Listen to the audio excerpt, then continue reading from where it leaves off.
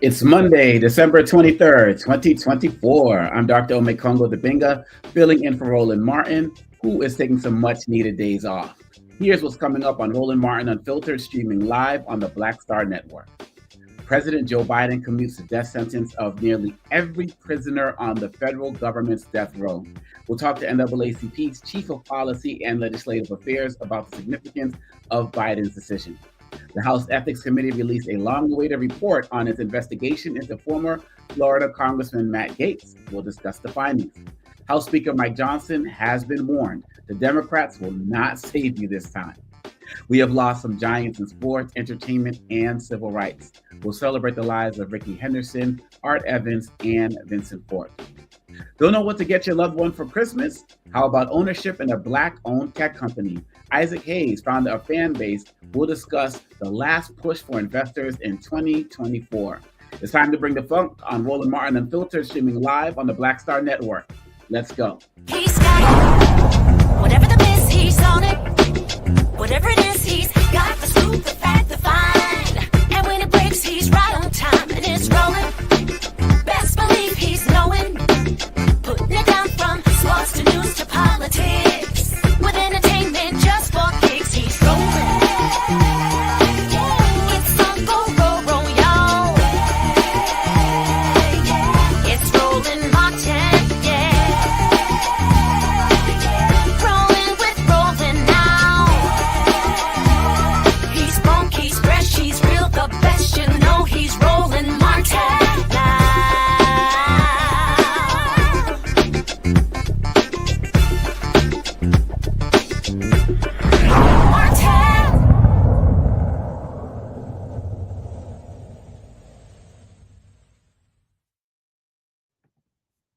President Joe Biden commuted the sentences for 37 out of 40 federal inmates on death row, converting them to life in prison without parole.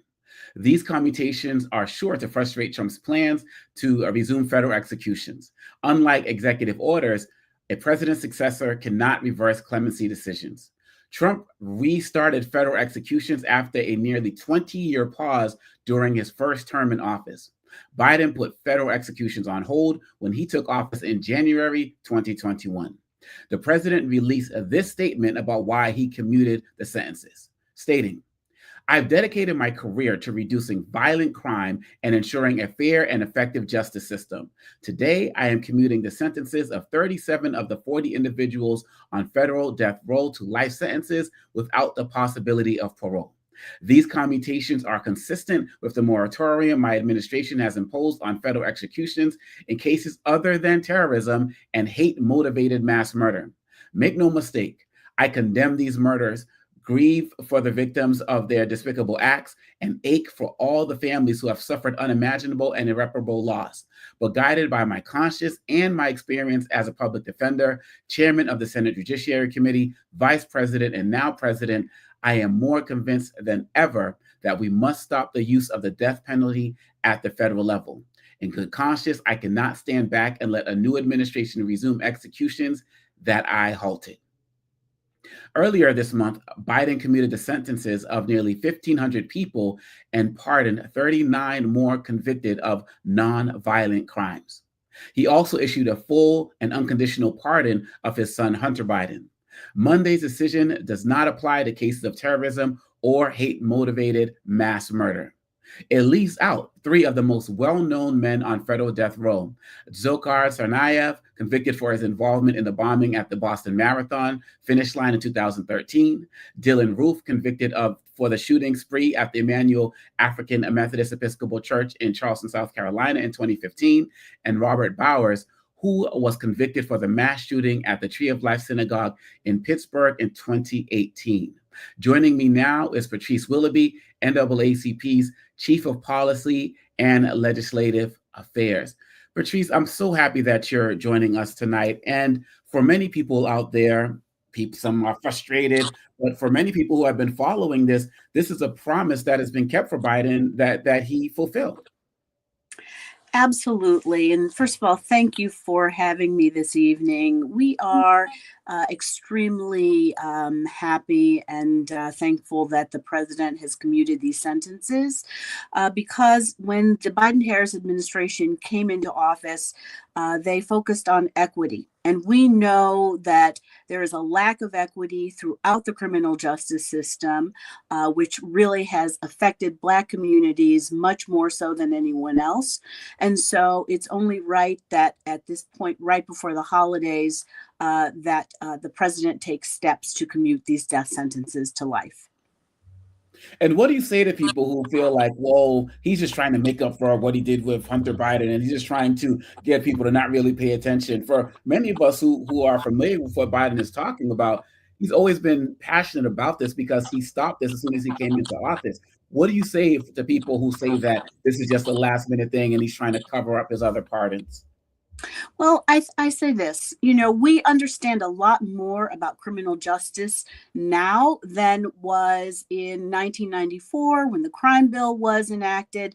And we also know that that bill resulted in a large number of Black folks who were caught up in the criminal justice system. We are only 14% of the population, but 40% of the federal prison population. And in taking this step, the president is continuing what began with advocacy and activism that was trying to do things like equalize the crack to powder sentencing disparity, as well as do the unfinished business of the 2018 First Step Act, so that a lot of the people that would have received shorter sentences under that bill are still serving long sentences. So this is just the president moving toward justice and correcting some of the wrongs that have been done.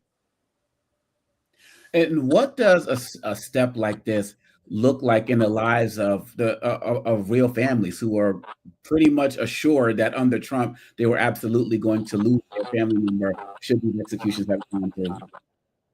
I think it's a really sad legacy that when the last president came into office, one of the things he focused on was executing people. We know that there are sentencing disparities and that Black people receive longer sentences than white people for similar crimes, and that's reflected in the federal prison system as well.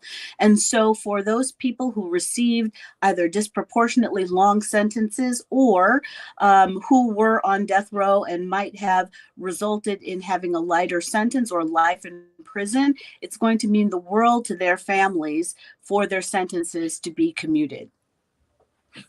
And how do you feel when you think about some of the international pressure that was on Biden? I mean, the Pope spoke out about this. So many different advocacy organizations spoke out about this. Do you feel like this is something that was weighing heavily on Biden's conscience because of that international pressure, or this is just something he was going to stay consistent with regardless of what was happening outside of what people were saying?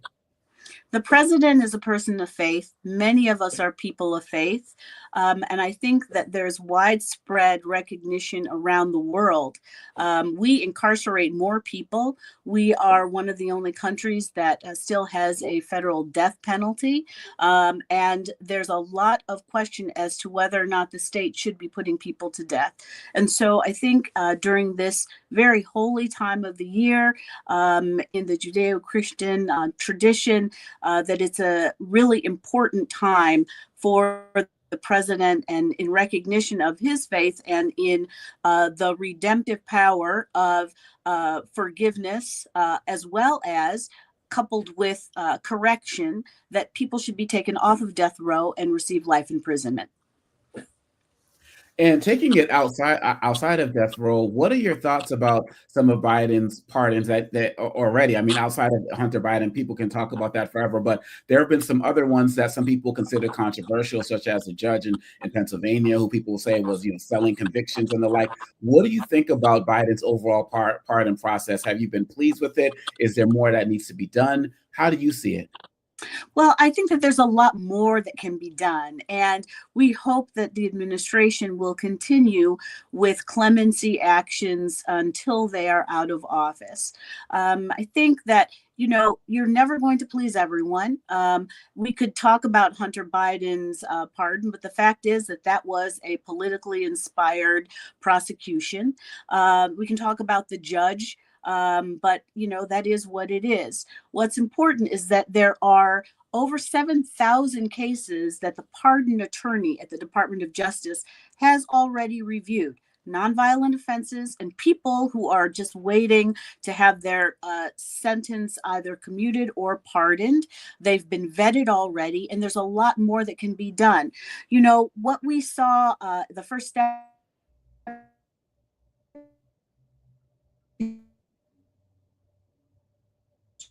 to bring down that crack powder. Garland then issued a charging memo and equalized sentencing. But there are still people who did not receive the benefit of that 2018 bill. And so they deserve justice as well. And we are hoping that the administration goes forward to give clemency to that large group of people. Yeah, absolutely. And Patrice, if you don't mind, I have the panel that wants to get in, but we're going to take a quick break if you don't mind, because they definitely have some questions that they would like to pose to you as well. Awesome. We'll be right back with more Roland Martin Unfiltered right here on the Black Star Network.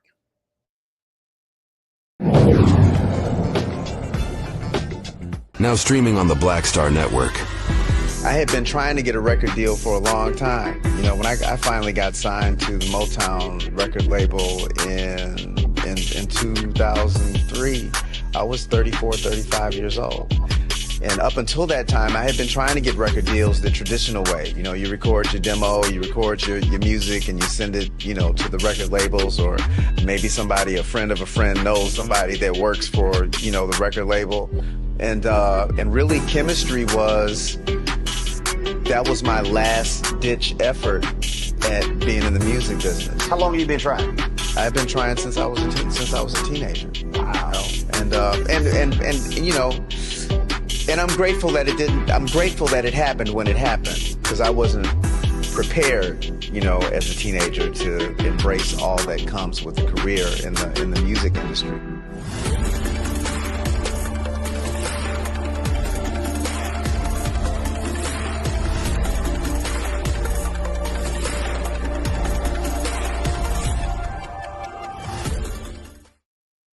Hi, I'm Isaac Hayes III, founder and CEO of Fanbase.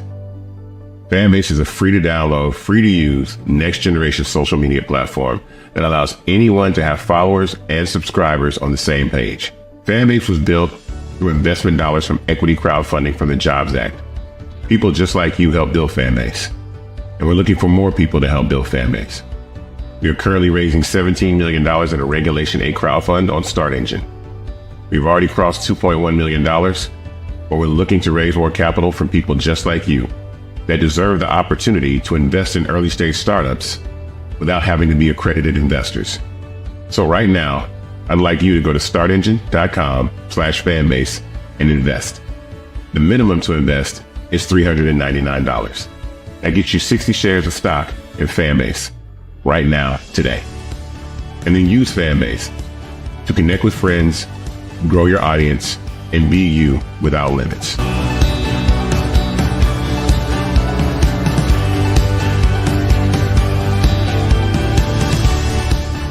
Hey, this is Motown recording artist Kim. You are watching Roland Martin Unfiltered. That boy, he always unfiltered though. I ain't never known him to be filtered. Is there another way to experience Roland Martin than to be unfiltered? Of course he's unfiltered. Would you expect Anything less? Watch what happens next.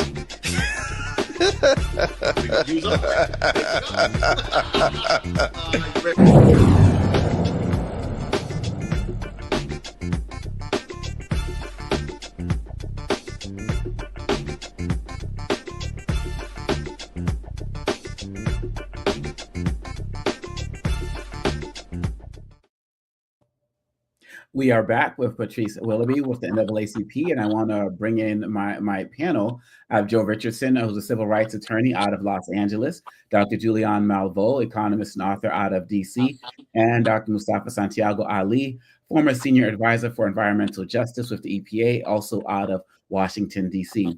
Joe, the first question is for you. Kind of a two-part question to help people with their awareness. The NAACP doesn't stop doing work during Republican administrations. So talk a little bit about the battlegrounds where your work will take you during this next 4 years, as well as helping people understand from an awareness standpoint how important it is to be aware of what's going on as it pertains to these particular issues, these particular criminal justice issues, as well as how people can be supportive of your organization, which has a policy wing, which has a legal work wing. Educate us in a way that will allow us to really go forward and say, okay, here's how we need to continue to help, and not just be back and forth with NAACP and similar organizations. Well, you're absolutely right. The fight never stops, and it hasn't since 1909. We are very concerned about the incoming administration's focus, expressed through Project 2025, which is an anti-Black agenda, which is focused on rolling back all of the civil rights progress that has been made since the inception of the NAACP. And so naacp.org is our website. We have a number of tabs that relate to issues and membership. We are an organization where everyone has the opportunity to offer their ideas during the year and to have those ideas adopted as part of our resolutions process. We are a bottom-up organization. That having been said, we watch the federal, we watch the state, and we watch local legislatures, because there are many anti-progress initiatives that have been seeded from the federal level down into the states. And so when you hear all of this talk about, let's send it back to the states, this is why we had federal law developed. This is why we have civil rights laws in place. And that is to guarantee the civil rights that are enumerated in the Constitution and that we are due and that we have worked to secure over the years. Thank you. Julian? Yes, since I appreciate the work the NAACP is doing at this time, is so very necessary. Questions about the pardons and clemencies. How many people are eligible to pardon? Could Biden do, as Gerald Ford did for draft dodgers, a blanket pardon? Let's say for non-violent drug offenders, for any number of categories. I appreciate the 1,500 and then the 37. But it doesn't seem to go far enough when we look at what we're facing, especially with the incoming administration. So what's the universe of people that Biden could pardon, and why would he or not do so? Well, Dr. Malveaux, that's a really great question. There are at least 7,000 people who have applied for clemency of some type. And that's either to have a pardon where the legal liability is released, or to have their sentence commuted. That is either made subject to what they've already served, or have it wiped out, or have it reduced. Of those 7,000, we know that there are bulk of those are nonviolent offenses, because the pardon attorney has already reviewed them, and he could do a blanket clemency for nonviolent offenses. So, for example, we know that there has been a disproportionate focus on cannabis and marijuana before medical marijuana and then adult use was normalized in many states. There are still people behind bars serving sentences for nonviolent marijuana, cannabis offenses. They should not be in prison anymore. There are people who should be released on compassionate release because the federal prison system is characterized with a lot of very long sentences, as well as mandatory minimum sentences, with a lot of folks serving time that is over 20 years of age, or 20 years in length. And so there are older people who don't pose any type of threat, who are still in federal prison. And, you know, there are multiple categories of these nonviolent offenses that the president could wipe out. Why he doesn't do it? Who knows? You know, I think that he's taken a really good step today, and we are happy about the death row commutations, but there is a lot more that can be done with just the swoop of a pen. Thank you. Mustafa. Yeah. It's great to see everybody. You know, my question is around the history of pardons, especially in relationship to our communities. And often folks will sometimes think that we disproportionately are being given opportunities. Could you talk a little bit about, you know, for the various folks, the various groups that are out there, Black folks, white folks, Latino folks, so forth and so on, how we end up benefiting from pardons, or if it's, you know, pretty much across the board for folks? Well, you know, we are disproportionately in the criminal justice system. And so when pardons and commutations are granted, it stands to reason that we would receive, Black people would receive a great number of them because, for example, 14% of the population, 40% of the federal prison population. I mean, Black men, for example, are 65% more likely to be charged with offenses that carry a mandatory minimum sentence. 53% of men serving sentences of 20 plus years for drug offenses are in federal prison. And so Black men also receive sentences that are 13% longer than their white counterparts. I mean, these are the miscarriages of justice in the criminal justice system. So I wouldn't even characterize it that we're receiving disproportionate benefit. It is, we have suffered disproportionate harm. And the president, in doing these clemency actions, you know, any clemency action is going to result in that harm being mitigated. And so that is really the issue that we should focus on. Why is the criminal justice system so focused on and negatively impacting Black communities? I mean, we know, looking at history, but we should all be focused on eradicating that disparity.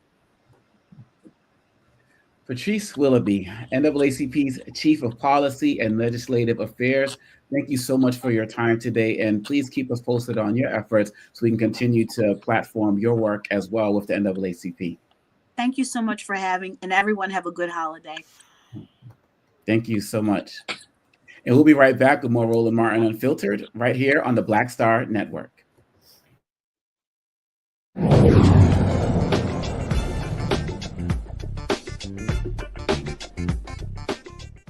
Hi, I'm Isaac Gaetz III, founder and CEO of Fanbase. Fanbase is a free-to-download, free-to-use, next-generation social media platform that allows anyone to have followers and subscribers on the same page.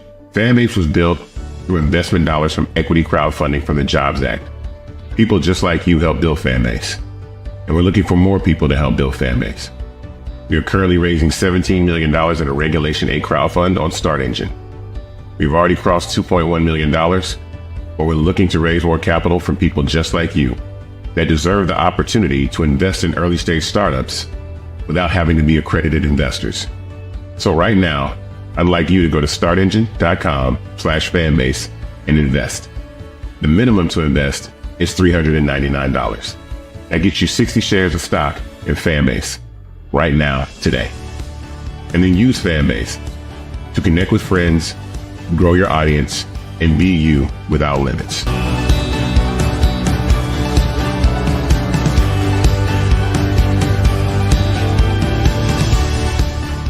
Coming soon to the Black Star Network. I was challenged by my uncle early on, before I even had a career. Like, I was maybe 8 years old, and my uncle said, "What do you want to do?"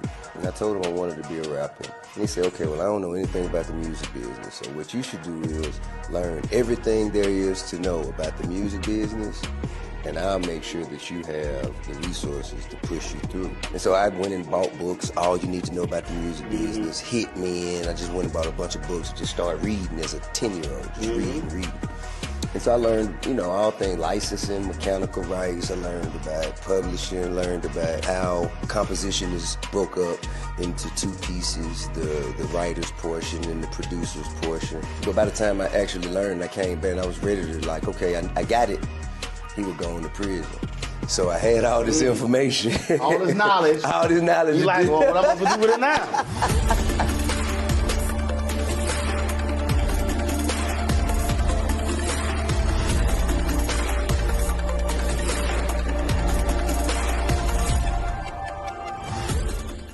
Now that Roland Martin is willing to give me the blueprint, hey, Ross, I need to go to Tyler Perry and get another blueprint because I need some green money. The only way I can do what I'm doing, I need to make some money. So you'll see me working with Roland. Matter of fact, it's the Roland Martin and Cheryl Underwood show. Well, should it be the Cheryl Underwood show and the Roland Martin show? Well, whatever show it's going to be good.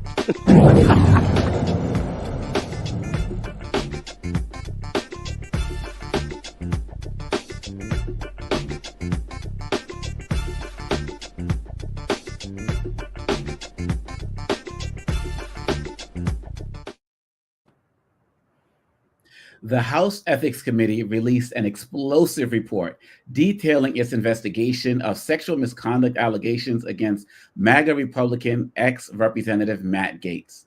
The Florida Republican abruptly resigned from Congress in November while being considered for Attorney General in the upcoming Trump administration. The 37-page report, released Monday, revealed that Gaetz regularly paid for sex, including with a 17-year-old girl, from at least 2017 when he began serving in the House until 2020. It also found that he accepted impermissible gifts, including lodging and transportation in 2018 during a trip to the Bahamas. Investigators also concluded that Gaetz used or possessed cocaine and ecstasy between 2017 and 2019. The Ethics Committee, comprised of 5 lawmakers from each party, agreed to release the report despite Gaetz's departure from the chamber. Before the committee made the report public, Gaetz asked a federal judge Monday to block its release. Gaetz, who has denied all wrongdoing, claimed making the report public would violate the committee's internal rules to stop investigating House lawmakers once they leave Congress, violating his constitutional due process. Mustafa, my man. Damn. I mean, as somebody who's been up on the Hill, who's been around these folks in terms of the reports and the process and all of that, what do you make of, one, the fact that they kind of broke a little bit of protocol in publishing this report after he left, and then your thoughts about the overall report in general?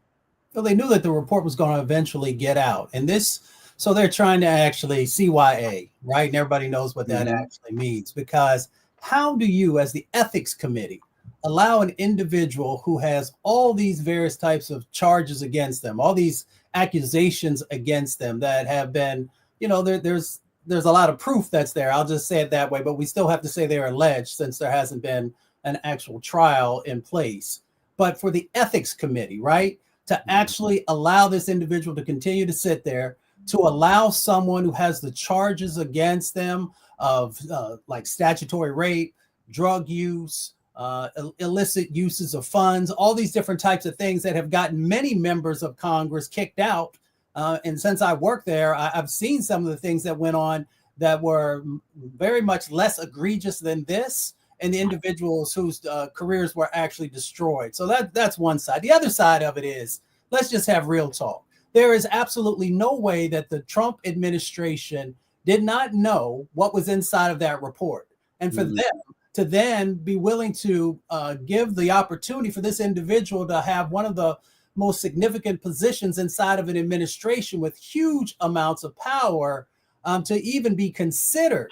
So that says something about, the Trump administration and where they currently are and the types of individuals. We've seen some of the other folks, of course, who have numerous different types of charges against them, who have all these different allegations that they're dealing with. And then we'll find, we'll close out with him as an individual, and knowing that you are participating in these, allegedly participating in these types of behaviors with underage minors, with drugs, with all these different types of things. You should have removed yourself, one, from the position that Trump was trying to give you. Two, you should have left Congress a long time ago, and not because you got pushed out because you knew this information was finally going to happen. So we already know that if this was a person of color, that they would have run out of town a long time ago, carrying this type of weight and these types of situations that, have caused probably lots of young ladies significant pain, both mentally and all the other things that come along with that, along with just, you just continue to sully what happens on Capitol Hill. It's just amazing that the ethics committee would fall so short. I should say I never worked for the ethics committee. I did work for John Conyers when he was chairman of the Judiciary Committee, but I had the opportunity to work with all the various committees to understand how they do things, what, their mandates are, and to see how far we continue to fall is just mind-blowing. Well, I mean, speaking of judiciary, Joe, I mean, we're just talking about laws in general. I mean, I'm reading things about something called the CAT Act and about transporting people across borders and the like. Joe, from your legal mindset, how is it that somebody can come this far and not receive any type of charge? I mean, we talk about the DOJ and how we feel like they botched this, but this stuff has been known. It was going on for 3-4 years, from cocaine to transporting girls to the 17-year-old. How does this guy go untouched? It's an interesting question. And Dr. Dominga, to take it to another place, we still might not know if he hadn't done the thing that he did getting rid of Kevin McCarthy. That got him on the wrong side of a few people, not everybody necessarily, but enough where, Republicans got him to eat their own mode. And really, so if it wasn't for that, we still might not know it. He's not the only person in Congress that's dirty. He's not the only person in Congress that likes to have a good time and is crazy and cool and into all of the stuff he's into. That's what is really the shame of it. So it's going to be interesting to see, like, okay, does he still have a career? There's been talk about him, running for Senate to replace Marco Rubio. Would there be support for that? I wouldn't think so. But at the same time, if there's not support for it, it's not necessarily because of what he did. That's what's crazy about it. That's the crazy irony of it, is that he basically aired dirty laundry and getting Kevin McCarthy gotten rid of because Kevin McCarthy was so in the box, et cetera, wanted to be speaker all his life. And because he helped undermine him there's some people that are in that space that are a little less loyal. I think you're right about the CYA piece. But the idea that the reason why he's gotten away with these things as long as he has, if he never gets prosecuted, like right now, some prosecutor in Florida, U.S. attorney, somebody ought to be jumping on this. But with this administration coming in, that's probably not going to happen on the federal side, unless it's a lying guy who probably will get a call directly from Stephen Miller or whoever it is. Or, if it's somebody in the state, well, still kind of DeSantis' state. We'll have to see what happens with that. So if nothing happens, it'll be the same reason nothing has happened, right? Because there's still these guys. You still got the Fox guarding the hen house on a large scale, and perhaps to their mind, they've already done the retaliatory thing that they were going to do because he was on the wrong side of McCarthy. So Julian, we have this with Matt Gaetz, and it seems like, going off of what Joe said, it's really, he didn't get pushed out because of all of this stuff. It's just that people didn't like him, which would make sense because Pete Hegseth is still there, who has similar accusations against him. And then you have Robert Kennedy, who has some similar charges against him as well. A little bit different, but things that relate to doing things to women. What are your thoughts about this incoming administration and the character that some of these nominees reflect, as you reflect on this report that was released as well? Let's just begin at the beginning, which is how many felony convictions, having been convicted of improper sexual behavior towards E. Jean Carroll. We can go down the list. So the rot starts at the top, and it comes trickling down. The rot is an administration that has no regard for women. In fact, in the middle of all these nominations coming through, I said, isn't a requirement to be a sexual offender in order to be in the Trump cabinet? Wow. I mean, is this something that you must have in your record? Is that why you have so few women and so few black folks in your projected cabinet? It's just a thought. I'm not concluding. I'm not disrespecting. I'm just saying. But in any case, when we look at Gaetz, he has been a flamboyant bad boy, not just a bad boy. I mean, you brothers are gonna beat me up, but I basically think that most men are hoes. They can't help themselves. Most men are hoes. Having said, Hey, slow down. Hey, hey, I've been around the block a few times. I'm just saying, y'all. But most of them are discreet hoes. So everybody that know all their business, this boy was bragging about all the stuff he had been doing. In addition to the fact that he alienates so many people, I'm not surprised they released a report, but note this about releasing the report. At least one Republican had to agree with the Democrats if this was partisan. At least one Republican had to agree. So there's something else going on here. I haven't read the stuff, but I've heard the folks commenting and the conclusions, and they're saying it's one 17-year-old. Well, if there's one, there's probably more than one because, again, hoes don't have no discretion. So they just do what they do to everybody. Look at the incoming president and then go on down the list. Again, I'm glad the report came out. I don't know how much of a difference it will make. I'm concerned that Governor DeSantis I don't know about anything about his business, but I know that he is under the incoming president's thumb. So if the incoming president pushes him to appoint Gaetz, he may do it. You see that Lara Trump has dropped out. She said she wants to be a senator, and now she doesn't. So they're going to give her something. And therefore, that still leaves that space open with a gubernatorial appointment before a special election. So I'm not surprised at anything. Here we go again. The worst part of it, though, is that this rot is not just on the R side. We have similar rot on the D side. And the issue is how do we get rid of all of the rot so that we can have efficient, effective government that has integrity? That's the question. And I think that's a great question. As you talk about the rot, it's an increasing charge for journalists to make sure that they're doing their job in 2025. We know there are going to be more attacks on them than ever before. But the reports like this, if they come out based on the investigative work that's done, it can actually embolden a lot of Republicans to actually do the right thing. But something you said, Julian, which concerns me, is that this vote was done anonymously. If it was public, would this report have actually come out? Because some of these Republicans are just spineless. But it's out there, and we have to continue to make sure that we're covering the fallout from this, because they're going to try to sweep it under the rug really quickly. And we don't know where Matt Gaetz is going, but we know that the Black Star Network is going to be following to make sure people know as well. Just make sure you all to stay tuned right here, because you're going to get all of the good from all of us. And we are going to be right back with more Roland Martin Unfiltered right here on the Black Star Network.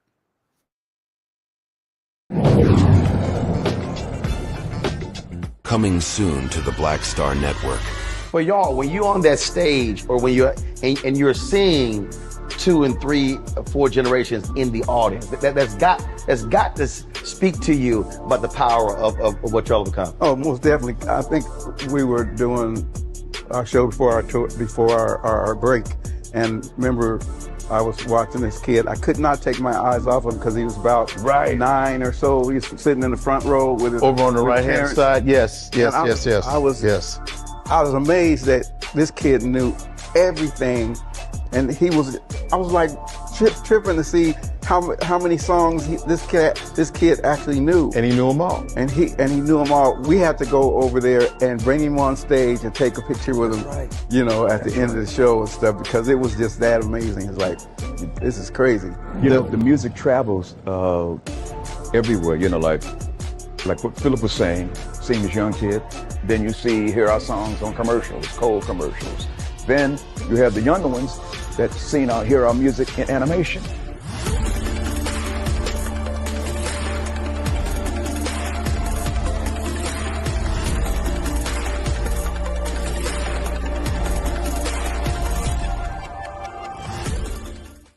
Hi, I'm Isaac Hayes III, founder and CEO of Fanbase. Fanbase is a free to download, free to use, next generation social media platform that allows anyone to have followers and subscribers on the same page. Fanbase was built through investment dollars from equity crowdfunding from the Jobs Act.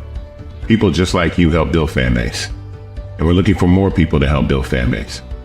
We are currently raising $17 million in a Regulation A crowdfund on Start Engine.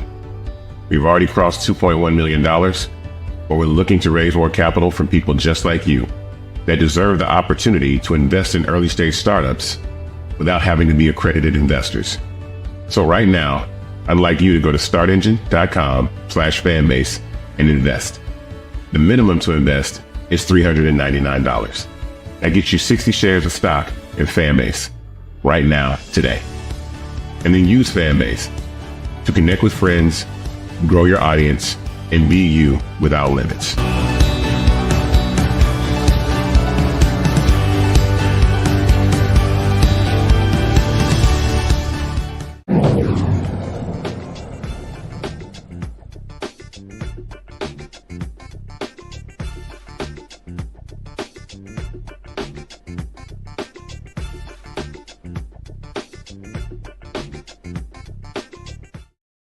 Still wouldn't know.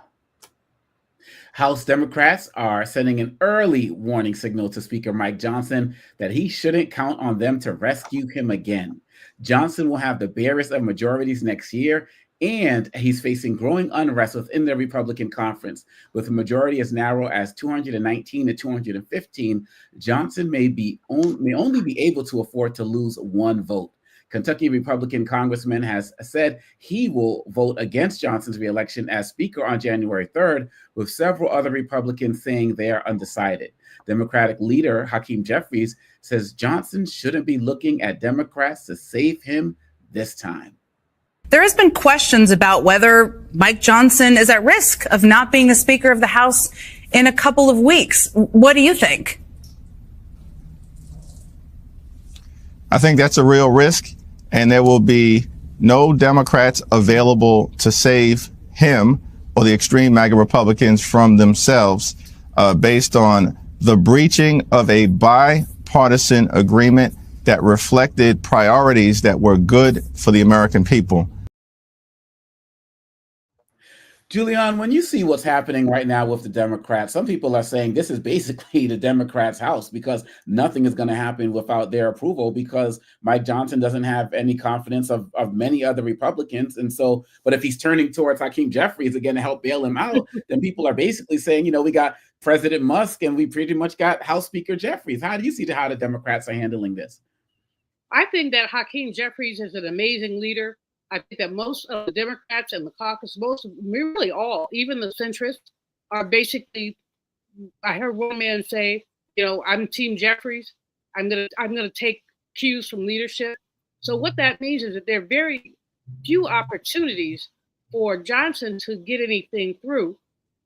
He's being pushed. I feel sorry for the man, kind of. I mean, he's being pushed from his right and from his far right, and then he has somebody who purchased a co-presidency. He paid to be co-president. And given that, what do we expect to have happen when it gets down to crunch time?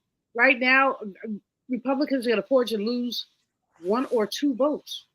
And yet there are a couple of House races still to be called. I mean, if God is good, Democrats pick up another seat or 2, and it's all over but the shout.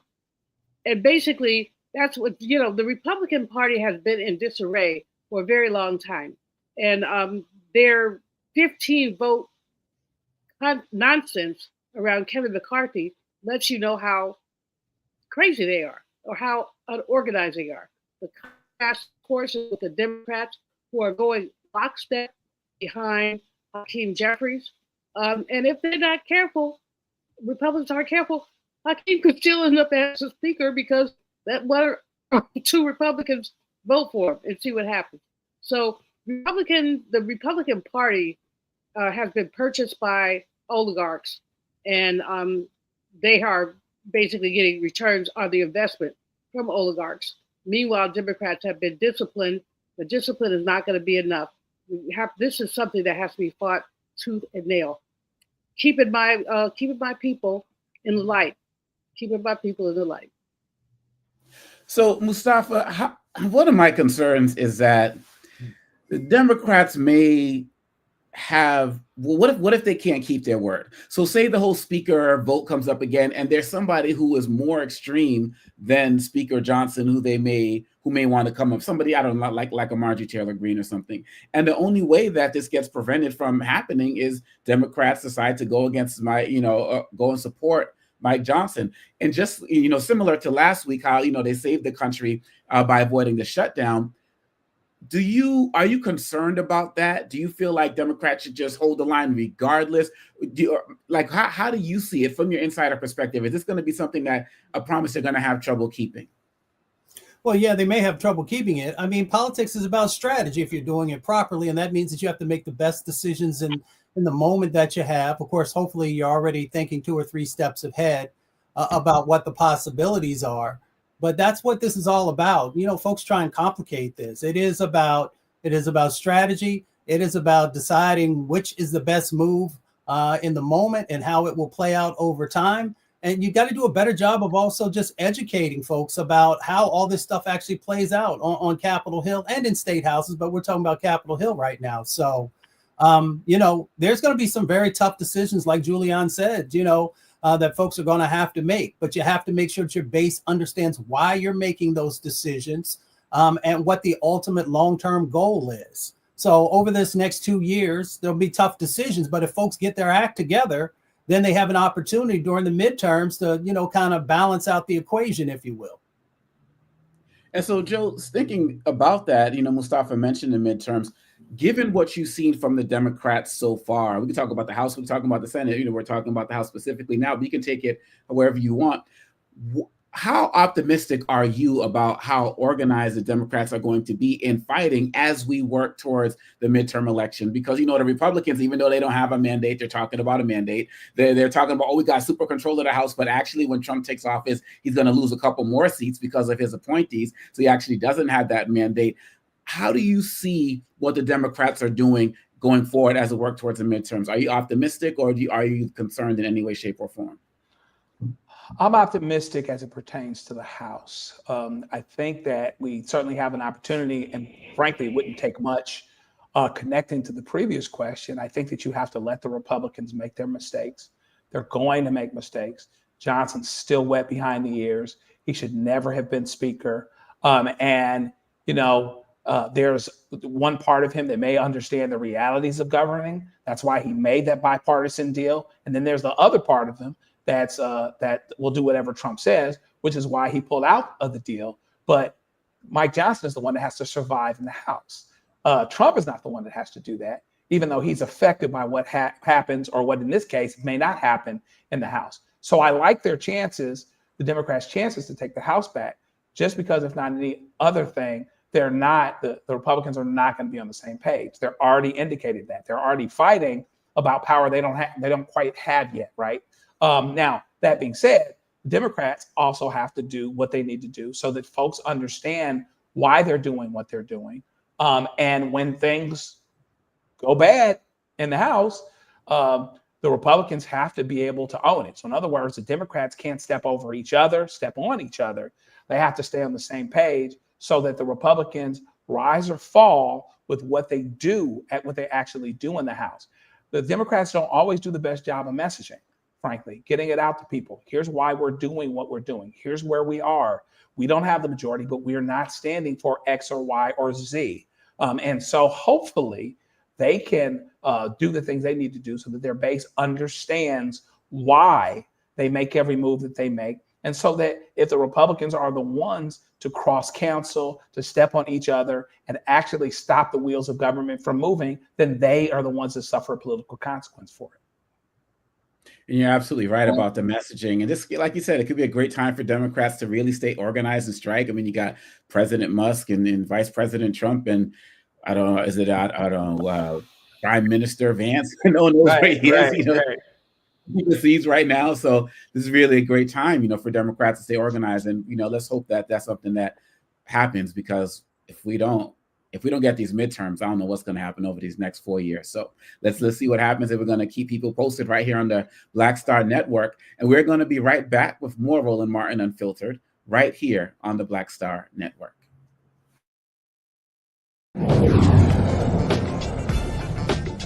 What's up, y'all? Look, Fanbase is more than a platform. It's a movement to empower creators, offering a unique opportunity for everyday people to invest in Black-owned tech, infrastructure, and help shape the future of social media.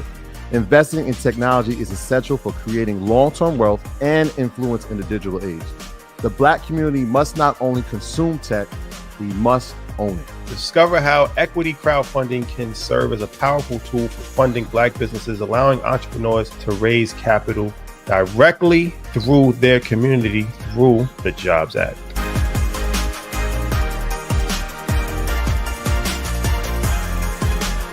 Coming soon to the Black Star Network. I was challenged by my uncle early on, before I even had a career. Like, I was maybe 8 years old, and my uncle said, "What do you want to do?" And I told him I wanted to be a rapper. And he said, "Okay, well, I don't know anything about the music business, so what you should do is learn everything there is to know about the music business, and I'll make sure that you have the resources to push you through." And so I went and bought books, All You Need to Know About the Music Business, hit me in. I just went and bought a bunch of books, just started reading as a 10-year-old, just reading. And so I learned, all things licensing, mechanical rights. I learned about publishing, learned about how composition is broke up into two pieces, the writer's portion and the producer's portion. But by the time I actually learned, I came back and I was ready to okay, I got it. He was going to prison. So I had all this information. All this knowledge. All this knowledge. You like, well, what I'm going to do with it now?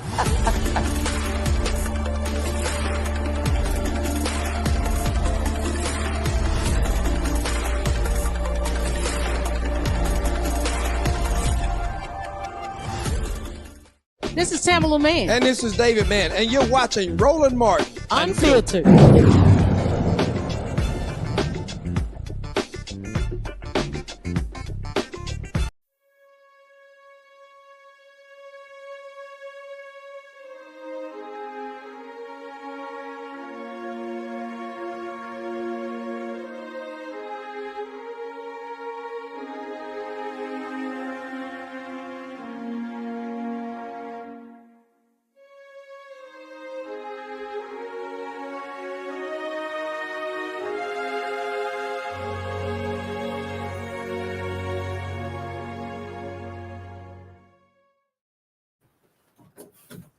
Hall of Famer Rickey Henderson, baseball's stolen base king, has died at age 65. Henderson, who would have turned 66 on Christmas Day, died Friday in Oakland, California. Henderson had a lengthy list of accolades and accomplishments over his 25-year career: an MVP, 10 All-Star selections, 2 World Series titles, and a Gold Glove Award. However, it was stealing bases where Henderson made his name and dominated the sport like no other. He broke through of 100 steals in his first full season in the majors. In 1980, topping Ty Cobb's AL single-season record with Billy Martin's Billy Ball Oakland Athletics. He broke Lou Brock's single-season record of 118 by stealing 130 bases in 1982 and led the league in steals for 7 straight seasons and 12 overall. Henderson surpassed Brock's career record when he stole his 939th base on May 1st, 1991 for Oakland and famously pulled third base out of the ground. Henderson finished his career with 1,406 steals. His 468 steal edge over Brock matches the margin between Brock and Jimmy Rollins, who is in 46th place with 470. Mustafa, doesn't get much greater than this. No, Rickey was the truth. That's why they call him the man of steel. I know when I was coming up playing baseball, he was one of the folks that I like to try and emulate myself after, or try just to be like him. He was just an amazing individual. And if you talk to folks, not only was he just incredible on the field, which is important, right? Because people are watching sports for a reason, watching baseball for a reason, but equally so, people talk glowingly about him off the field. And that to me really is what an icon is, or, someone who can be a hero to folks, because it's not just about that athletic performance. it is also about who you are as a person. How do you give back to the community that lives on long after, you're gone? So rest in peace to him. And thank you, Rickey, for everything that you did for so many young, both boys and girls coming up who wanted to be great baseball players like you. And Joe, how do you feel when you see stories like this? It's so sad. I stopped a little bit as I was reading because, we just think about another great loss. And then I just think about sometimes as I'm reading how many young people are going to know this person. And, if it's not for the Black Star Network and people like what we do, how many people are going to know about this legend? That kind of makes me sad, but we still press on and make sure that we acknowledge our new ancestors regardless. Yeah, for me, I was a fan of Rickey Henderson because I decided not to be a Dodgers fan. I was going to be an A's fan with Mark McGwire and Jose Canseco and Dennis Eckersley and all of these guys in the mid to late 80s. And I think that, Rickey Henderson was a guy that, statistically speaking, he stole so many bases that when he got on base, it's more likely during the course of the game that he was going to steal a base than that he wasn't. And so now the pitchers had to be focused, had to find a way to pitch, get all the way through, stay in the strike zone when you had this guy that was probably going to steal a base. The next point that I'll make is, to your point, this is what's really important for us, Doctor, to really realize Black folks aren't coming up and playing baseball as much as they used to. Not African Americans, anyway. Perhaps some, from the Caribbean, et cetera, Afro-Latino, et cetera. But Rickey Henderson kind of reminds us of what is trying to become a bygone era of young African Americans getting into baseball at all. So that's one of the reasons that's really important for us to tell his story and stories of others like him. We don't have no problems with brothers playing basketball. Okay. We got that. Okay. But there's a lot less African Americans playing baseball. And so we really need to be reminded of his story and all the great things that he did. He could have hit more home runs if he wanted to. He could do anything, literally, but he decided to steal bases. And we got to make sure his story is told, because I think there are other Rickey Hendersons out there that are from our areas, that are from this part of the country or that part of the country or from the United States, so that African Americans can know that this is an option as well. Yeah, and Julian, he enters the league in 1979. And people feel like they think about stories about Jackie Robinson, in decades prior, but coming out of the late 70s and the 80s, you still had issues with Black players in baseball, and yet still with all of that, he still managed to persevere and become the legend that we all knew him to be. I'm glad you mentioned Jackie Robinson. He stands on those shoulders. Stands on the shoulders of the Jackie Robinsons. And I think we don't talk about that enough either.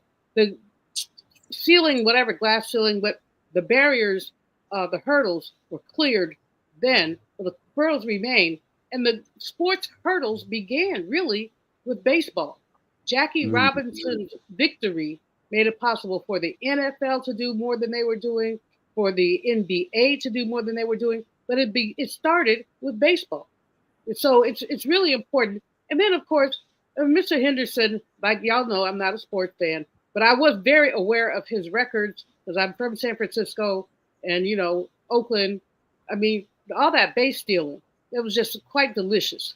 Watch that brother just steal a base, hold it up, like, yang, yang, yang, yang, yang. So in addition to just being, like a great human being, a great baseball icon, he had the sense of humor that I think a lot of people in sports don't have. When you compare some of his press conferences to some of these sort of angry, uptight press conferences you see these days, you have to ask yourself, we have to ask ourselves constantly as Black people, how do we maintain the joy, even in the face of the pain?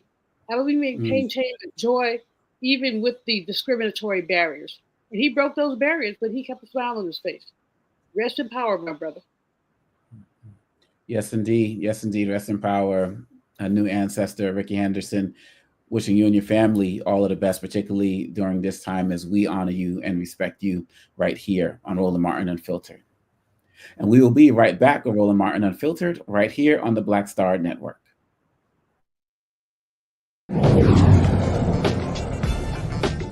Coming soon to the Black Star Network. I was challenged by my uncle early on before I even had a career. Like I was maybe 8 years old, and my uncle said, "What do you want to do?" And I told him I wanted to be a rapper. And he said, "Okay, well, I don't know anything about the music business, so what you should do is learn everything there is to know about the music business, and I'll make sure that you have the resources to push you through." And so I went and bought books, All You Need to Know About the Music Business, Hit Me In. I just went and bought a bunch of books and just started reading as a 10-year-old, just reading. And so I learned, all things licensing, mechanical rights. I learned about publishing, learned about how composition is broke up into two pieces, the writer's portion and the producer's portion. But by the time I actually learned, I came back and I was ready to okay, I got it. He would go into prison. So I had all this information. All this knowledge. All this knowledge. You like, well, what I'm going to do with it now?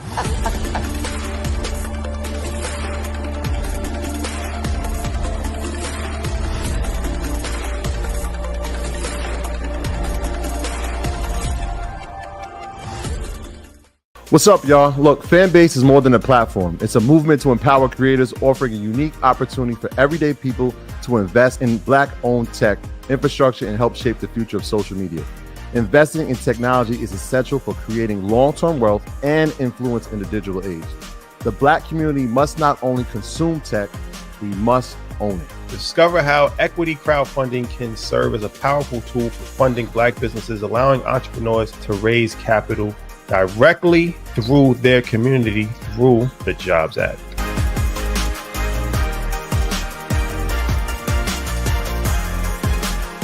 Coming soon to the Black Star Network.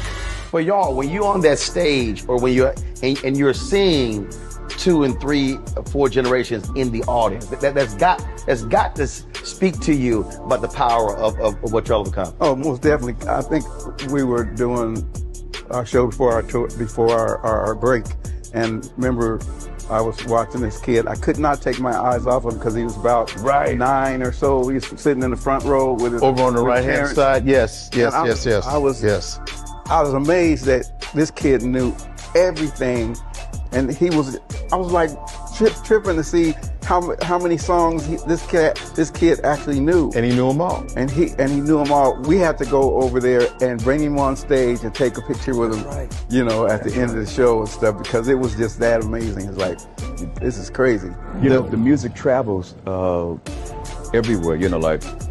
Like what Philip was saying, seeing this young kid. Then you hear our songs on commercials, cold commercials. Then you have the younger ones that hear our music in animation.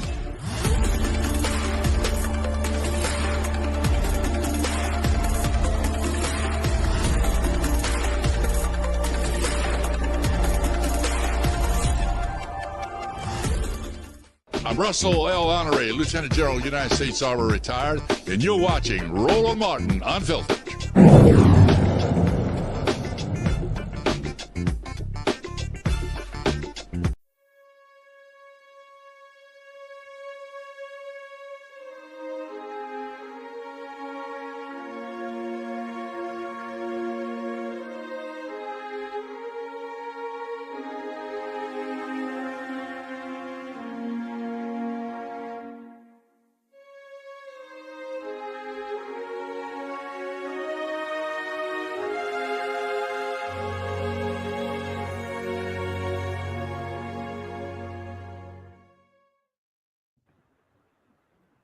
Actor Art Evans, known for his roles in Die Hard 2 and A Soldier Story, passed away on Saturday.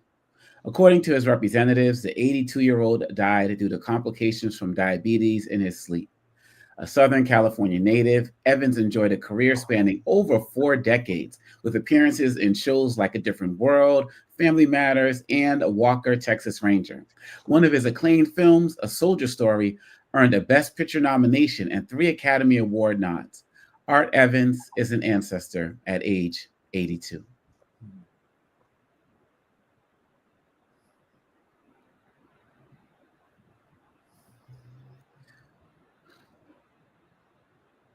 Vincent Fort, also Georgia's longtime champion of liberal causes, has passed away at 68 from complications of cancer. Fort represented Fulton County's 39th district from 1996 to 2017. In 2017, he was named Legislator of the Year by the Georgia Association of Educators for his work on Senate Bill 30, which aimed to increase education funding. Ford authored Georgia's first hate crimes law, which imposed harsher penalties for bias-based crimes, and the Georgia Fair Lending Act, which addressed predatory lending practices. Vincent Ford, an ancestor at age 68. And Joe, we're talking about three different people here. We talked a little bit about Mr. Henderson, but now we're talking about, Evans, and we're talking about four different areas, but impactful in what they did as well in terms of what they did for our communities. Yeah, and I'm honored to be able to be connected with them, to call them ancestors, and to look up. And their brother Ford did some amazing, amazing things. Maybe someone that a lot of people don't necessarily know, like he's a household name, like Martin King is. But people, if you know, you know, and you know what he, the things that he accomplished and the things that he helped pave the way for, the Stacey Abrams of the world and all of these others. As it pertains to our brother Art, every year I watch at Christmas time, I watch Die Hard 2 because it takes place at Christmas time. It's not a Christmas movie. But I love his role. His role is as Leslie Barnes. He's the guy that can fix everything in the tower. And I remember some of his key lines. I also remember his key lines from A Soldier Story when he's talking about how much Adolf Caesar's character hated the other character. But I saw it when I was so young in the theater with my mom that I didn't really understand it. But I have both of those movies on DVR. And I will be watching them both tomorrow night, remembering Brother Art and all of the wonderful, wonderful work that he did over the years. Mustafa. Someone sent me a meme the other day, and it had all these pictures of folks who had transitioned this year. And I just had to take a moment and just reflect. And, I'm a person who reads a lot. I'm a person who tries to follow our culture. And there was about 90% of the folks who I actually could just say their name and some of the contributions they did. And I began to think, not only about this show and how important it is and continue to put a spotlight on our people, but how we have a responsibility, whether it's in this holiday season, Kwanzaa's coming up, making sure that we are integrating for those who, who celebrate that, all the amazing folks that are both inside of our families, but also all these other individuals in the arts and politics and sports, and how we're all connected and how we have to keep their names alive. And we know that there are forces that continue to try and make sure that from our educational system that they're not brought forward. So we have a responsibility in our churches and our mosques and other houses of worship, in our civic organizations, so forth and so on. So we need to make sure, one, that we're giving folks their flowers while they're here, but we've got to keep their names alive, and not just their names, but also, how they helped to move our communities forward. And, that should just be a charge that we all take on because there's so many incredible contributions that go on that we just often don't let our nieces and nephews or children know about. And we have to change that dynamic because nobody else is going to tell our stories. Julianne. I especially want to lift up Vincent Ford. As Joe said, people don't know his name. I always saw him as a long distance runner. He ran for office. He had kept his seat for some time. He ran again for something else, didn't win. He broke ranks with the Democratic Party by endorsing Bernie Sanders over Hillary Clinton in the 2016 presidential election. He got a lot of blowback from our people about that. Not because he just got a lot of blowback. Why did you endorse Bernie? Well, he endorsed Bernie because Bernie's principles were more closely aligned to his and frankly to ours than Hillary's were. And so, I saw earlier today two Asian women who used to be part of the DNC Finance Committee. Both have resigned. One has threatened to go over to the our side, basically saying she's experienced profound disrespect. But what she said is that the Democratic Party sometimes operates like a cult. Sometimes it does. I could tell you stories, but I won't. But what I will say is that Vincent Ford did not believe in the cult. He believed in political independence. He played it out. and he paid a price for it. When he ran, I forgot what he ran for. He ran for, and he endorsed him as a return, and he only got 10% of the vote, which seemed to me to be absurd given the major impact he'd had in Georgia, in the Atlanta area. But part of the lack of votes was those people who believe that the Democratic Party is a religion as opposed to a party, and that people have the right to veer off the plantation. And I'm not using Republican language because they call it a plantation. I call it for other reasons. But veer off basically, we don't have to ride or die with the Democrats. We do not have to be ride or die with them. We will find independent candidates. Because I'd take my fingers and cut them off one by one before I voted for a Republican. That wouldn't serve anybody. But by and large, I just think of him as a hero. Like I said, I remember meeting him at the Democratic Convention '96, and every time we saw each other after that, we'd either high five or bump fists. And he always had great things to say to me about my work. But that's not the point. The point is that he remembered people. He was good to people. He was good people, and he will be missed.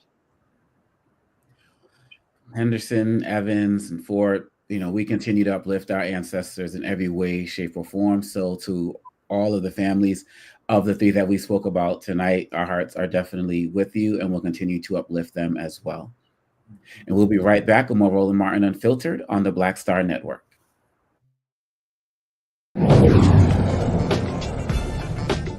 Now streaming on the Black Star Network. I had been trying to get a record deal for a long time. When I finally got signed to the Motown record label in 2003, I was 34, 35 years old. And up until that time, I had been trying to get record deals the traditional way. You record your demo, you record your music, and you send it, to the record labels, or maybe a friend of a friend knows somebody that works for, the record label. And really chemistry that was my last ditch effort at being in the music business. How long have you been trying? I've been trying since I was a teenager. Wow. And I'm grateful that it didn't. I'm grateful that it happened when it happened, because I wasn't prepared, as a teenager to embrace all that comes with a career in the music industry.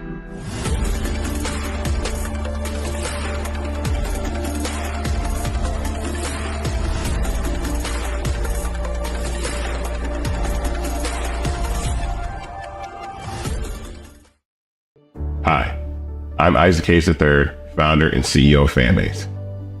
Fanbase is a free to download, free to use, next generation social media platform that allows anyone to have followers and subscribers on the same page. Fanbase was built through investment dollars from equity crowdfunding from the Jobs Act. People just like you help build Fanbase, and we're looking for more people to help build Fanbase. We are currently raising $17 million in a Regulation A crowdfund on Start Engine. We've already crossed $2.1 million, but we're looking to raise more capital from people just like you that deserve the opportunity to invest in early stage startups without having to be accredited investors. So right now, I'd like you to go to startengine.com/fanbase and invest. The minimum to invest is $399. That gets you 60 shares of stock in Fanbase right now, today. And then use Fanbase to connect with friends, grow your audience, and be you without limits.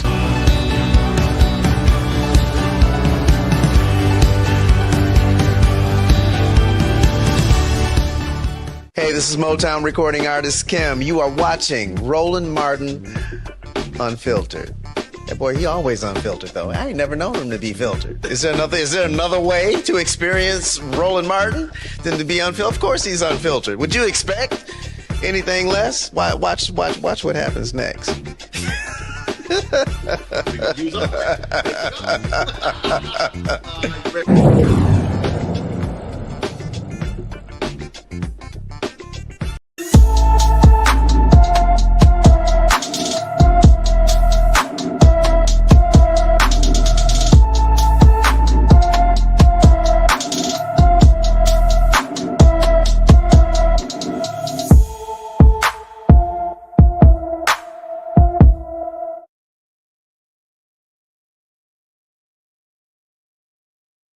from her Antioch, Tennessee home since November 13th, 2024.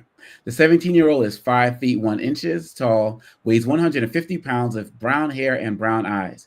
Anyone with information about Alexis Daly should call the Metropolitan Nashville, Tennessee Police Department at 615-862-8600. The man accused of murdering a healthcare CEO says he's not guilty. Monday, Luigi Mangione pleaded not guilty to state murder and terror charges in the fatal shooting of United Healthcare CEO Brian Thompson, as his attorney protested his treatment, saying in court that her client is being used as quote-unquote political fodder by police and the mayor of New York City. Manhattan prosecutors last week unsealed an 11-count indictment against Mangione, charging him with a host of crimes connected to the December 4th slaying. The allegations include first-degree murder, an act of terrorism, criminal possession of a weapon, and forgery for using a fake ID in the days before the murder. The 26-year-old's next court date is February 21st. And Julian, I mean, people are saying, prepare for the circus. Some people are saying that this is the type of attention that he wanted as well. It is, obviously, he's an attention-seeking person. And this is fascinating because you've got a whole, let the sideshow begin.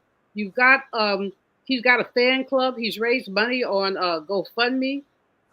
He doesn't need it. His family is wealthy, but somebody put up a GoFundMe page for him, and they've raised, I believe, in excess of $100,000.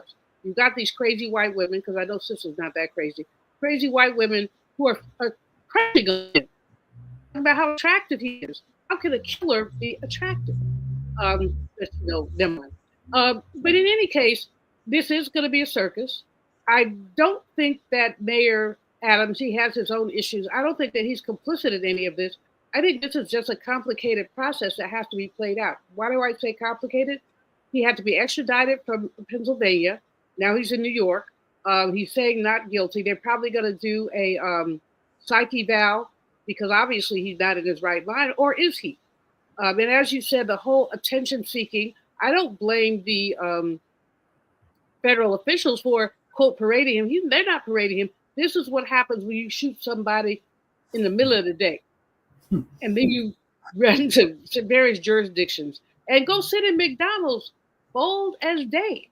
Sit in McDonald's eating your whatever you're eating, quarter pounder, and blessedly somebody turned him in. But this is not going to be your basic trial. But when you get to this level of murder and this level of boldness, it's a bold dude that, whatever. And now pleading not guilty, I mean, the best thing for him to do would be plead guilty, go to jail, and keep his mouth quiet. But he's not going to do that. And so we know that, February 21st is the next court date. This is probably going to drag into a year, if not longer. And Joe, with your legal lens, how do you see this going? Or what are you fearful of? How do you feel like this process is going to play out?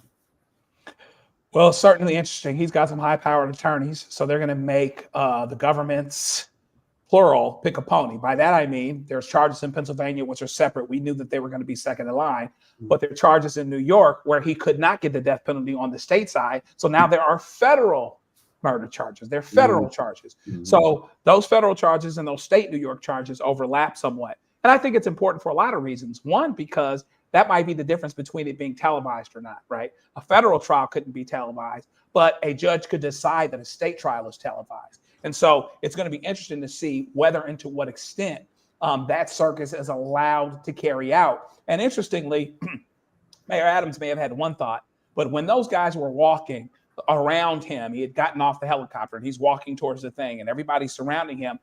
Depending on who you look, who was looking, you may have seen something different. Mayor Eric Adams and the people that support him and the law and order types may have seen, someone being brought to justice. Other people may see someone who's dashing and good looking and is actually standing in the gap for a story related to a corrupt system that keeps people from getting the health care that they need. Now, maybe that sounds crazy and sick to you or I or whoever else, but there is going to be a larger discussion about healthcare because of this trial. And that might have been all he wanted. So it's going to be interesting to see how it goes. Ultimately, will they convict him? Yeah, I think so. But that being said, there's going to be a lot of maneuvering between now and then, because the state and the federal charges pretty much on the same things in New York is a little bit of overplay, and they're going to force them to pick a pony on that. Mm-hmm.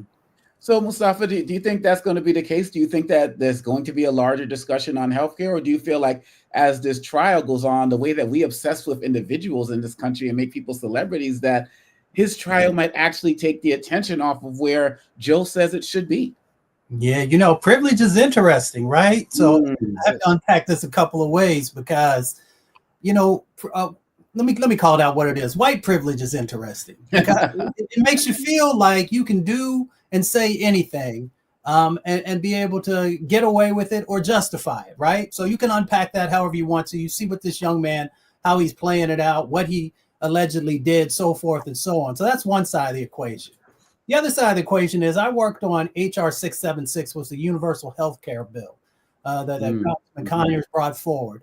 And I used to collect the healthcare horror stories of all these people's lives that had been destroyed because of the healthcare system, and how we had such an incredibly difficult time in getting people to really wrap their arms around the changes that needed to happen to our system to make sure there was real equity and justice built into the healthcare system. So to think about all these mothers and fathers and others who, you know, whether they went into bankruptcy or all these different types of things that happened that destroyed their lives because of the healthcare system, and how they couldn't get traction. And then how this person, because they murdered someone, is able to get traction. And now we want to have a conversation about it. Right. It says something about our country, about it takes, it takes an assassination or it takes a lynching to be able to get attention, because we saw that with our dear brother George Floyd. So we're starting to see these types of things play out, that if there's not blood, then we can't seem to get the type of attention that's necessary for us to begin able to move forward and have a 21st century country. So it's just interesting seeing all these different dynamics play out. How it's going to end up, he'll get charged with something more than likely, but we've also seen some other high profile folks inside of our country where there's huge amounts of evidence and they get a chance to walk away. So time will tell, but I hope we do have a serious conversation about the healthcare system, those who are most vulnerable, how their lives, even today with the advances that we've been able to make, how there are still folks who are falling through the cracks, how there are still folks who can't afford their medication, how there are still folks whose lives are being damaged, you know, because we refuse to create a healthcare system like many other countries have. Well, speaking to your first point on white privilege, let's continue down that route, because a white woman is definitely not on a Santa's good list after her racist tirade against an Amazon delivery driver. Going off of Mustafa's point, look at how mad the woman they're calling Christmas Karen got because she didn't have the correct information to receive her package. You don't have an Amazon. You want to let me speak? I can't give you the package because you didn't give me the code for I gave you the code that they gave me when I ordered my and neither perfume. of them worked. Okay, so that's not my problem. You've taken money out of my account. I'm not taking your money. A You've DSP collected system. my money. It's a third party. You've collected my money. I didn't take your money. I don't get any of your money. It went right there. I don't It understand came what right you're out of my saying. bank. Package. I can't. I'm calling the fucking cops right now. You're calling the cops? Yeah. I'll wait here for you. You're gonna tell them I'm not giving your package, so you're gonna call the cops on me. I am. There's no reason I would need to take this back. I don't want to keep this in the van. I would give this to you if I could. Bullshit! Why would I not give this to You you? took the money out of my fucking account I don't already. have your money. I ordered it off of Amazon. The company Yeah, has I already don't taken my work money for twice. Amazon, so I don't take any of that money. I don't know why you have an Amazon shirt. Tell Amazon that. Very Christmassy route, and it sounds like this is taking up a lot of my time. I'll take your whole fucking day. Go what I can. I don't give a shit. Take a fucking picture, you scumbag piece of shit. A video. I don't know why you're so. Oh God. Settle down. I don't know why she's so upset. I can't give her. I want the my package. fucking package. The money's come out of my fucking account already. Okay. Well, we'll I'll sit here and wait for the cops and tell them. Please tell them exactly what this is for. I can't give you the package because you don't have the code to give me it. Of course, it's my Christmas gift to her, so I should be upset. You know what I mean? I just left my people's house unlocked to come home because he couldn't wait 2 minutes. Now you're already 15 minutes behind. Because I'm working. Are you? I'm working my job right now. I've already gotten paid. Yeah, did you call the cops yet? Or are you just threatening me? Are you not going to do it because you know that that's a pretty stupid idea? You understand that calling cops wouldn't do anything? They're not going to do anything, yeah. That's the thing. It sounds like you're just wasting people's time. What is? I wish I could have delivered this. I don't like returning packages, but now I'm stuck in the situation because a very hostile customer that I'm going to have to report. I am very hostile. Yeah. And I will call Amazon. You're very hostile? Yes, I am. You're admitting absolutely. that. Are you going to hit me? Am. Are you going to hit me for not giving your package? No, but you said you're my hostile, though. property now. Okay. Because I don't like niggers on my property. Hey, shut up. Okay, there it is. Really? Yeah. I've been waiting for that. Good. Glad you could tell. All right, have a good one. Joe, where's the holiday spirit? Where's the spirit, Joe? I don't know if I should say this, but we're a small group, right? You know, we all family here. You know, even as an attorney, I see this pop up sometimes with certain attorneys on the other side, and I've seen it pop up lately with some women, Caucasian women. Like there's sometimes, not all the time, most of the people that I deal with, but when I have problems with attorneys, and it takes a lot because you're cordial, you're trying to do the things you need to do, you're being professional, just like this brother sounds like that's working his Amazon job, just on his grind, doing what he's got to do. And now you've got this entitled person that wants what she wants, and that could be any of us, right? I'm with you that, but once she took it to that place, basically, so now you can go back to the beginning of the story and get what she saw at the very beginning. All this was a brother that could just give, all he could do for her was give her that thing and get off the property. That's it. Other than that, that's all she could do. That's all he could do for her. Fortunately, he kept his cool, did the things he needed to do, because see, if he had done something to her, listen, we all about peace and all of this other stuff. But sometimes when stuff flies off the handle, there might not be excuses for it, but there are reasons. You understand? And so what you really don't do, you don't want to poke bears. You don't want to get at people that are actually more powerful than you or stronger in a moment, or they can't control their anger. You know what I mean? I'm an attorney. I'm an officer of the court. I'm all of these titles and all these stuff, but I act right because I know that I will get taxed if I don't act right more than even somebody like her.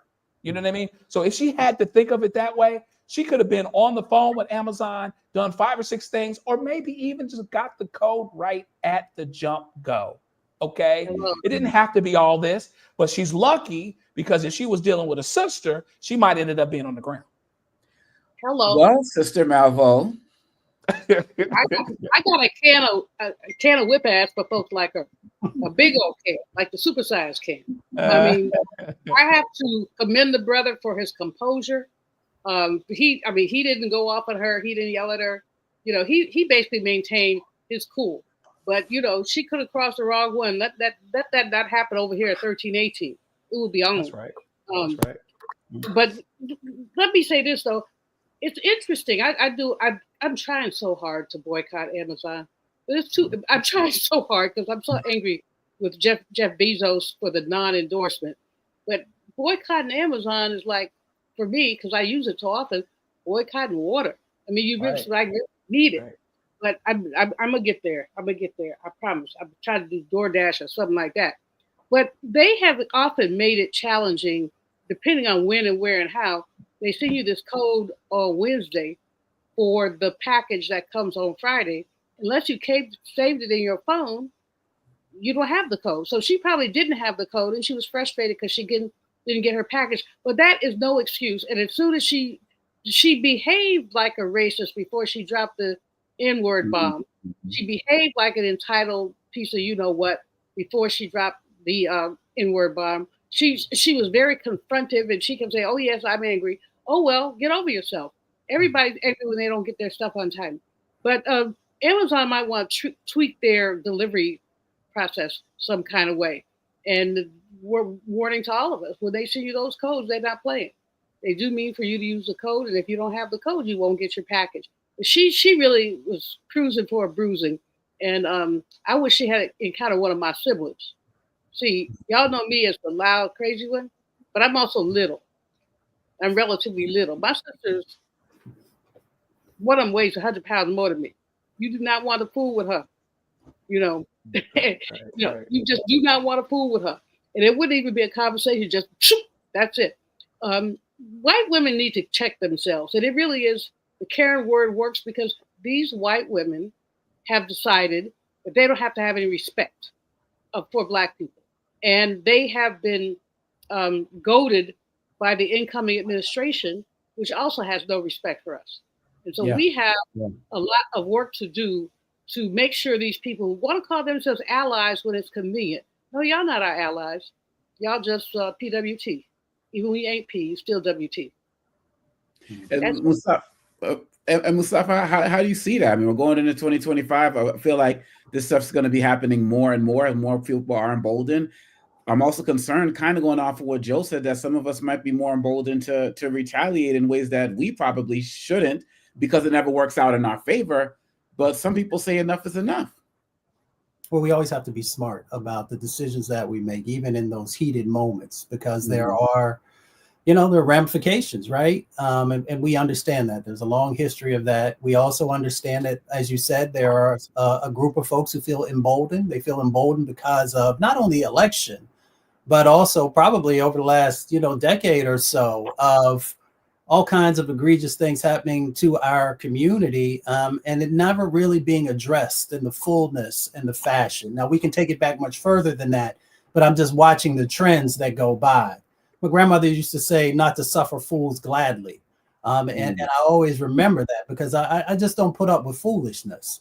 There's ways of dealing with it. There are ways of confronting it head on. There's also times when you need to just remove yourself from situations so that you can continue to do the things that you need to do. But we also got to just remember that, it was interesting how this closed out, and not just the word that she used, but for her family member to not also check her, says that this is not a word that is new to them. It is probably something that is utilized from time to time at a minimum. So we just got to be mindful of the moment that we find ourselves in. And also how we want to react, and how we do or do not want to give people power by how we, handle different types of situations. So we just got to rally around and make sure that as we're moving forward, that we understand the dynamics that 2025 and beyond will bring. Well, let's close this part out by talking about a man who understood that better than most. The Mississippi man who fought white supremacy by integrating the University of Mississippi in 1962 gets a new historical marker in his hometown.